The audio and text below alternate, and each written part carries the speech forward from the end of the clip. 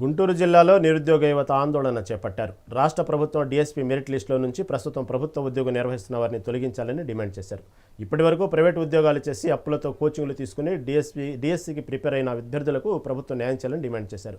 అనంతరం కలెక్టరేట్ శంకరన్ హాల్లో నిర్వహించిన పీజీఆర్ఎస్ కార్యక్రమంలో అభ్యర్థులు వినతి పత్రం అందించారు. ఏళ్ల తరబడి ఉద్యోగాలు లేక నిరుద్యోగ యువతగా ఉంటూ కుటుంబ సభ్యుల మీద ఆధారపడుతున్నట్లు ఆవేదన తెలిపారు. ప్రభుత్వం గుర్తించి అర్హులైన వారికి న్యాయం చేయాలని వారు కోరారు. వారు ఆన్లైన్లో ఎంట్రీ చేసుకోవడం జరిగింది.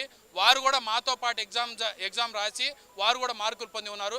వారికి అర్హత లేనప్పటికీ వారంతా ఎగ్జామ్ రాసి మాతో పాటు ఈ రేపు జరగబోయేటటువంటి డిఎస్సి వెరిఫికేషన్ కూడా రావడానికి సిద్ధంగా ఉన్నారు. వారికి అర్హత లేదు కాబట్టి వారిని డిస్క్వాలిఫై చేయమని మన కూటమి ప్రభుత్వాన్ని కోరుతా ఉన్నాం. ఎందుకంటే 10-15 సంవత్సరాలు ప్రైవేటు ఉద్యోగాలు చేస్తూ చాలా కష్టపడి మా దగ్గర డబ్బులు లేకపోయినప్పటికీ కోచింగ్ సెంటర్లో కూర్చొని రూపాయి కూడబెట్టుకొని కోచింగ్ సెంటర్లో పెళ్ళాం పిల్లలందరినీ వదిలిపెట్టి కోచింగ్ సెంటర్లో కూర్చొని చదువుకున్నాం. మాలాంటి నిరుద్యోగులకి మరొక విధంగా అన్యాయం జరుగుతూ ఉంది. అప్లికేషన్లో తప్పుడు సమాచారం ద్వారా తప్పుడు డీటెయిల్స్ని ఇచ్చి వారు ఆన్లైన్లో ఎంట్రీ చేసుకోవడం జరిగింది.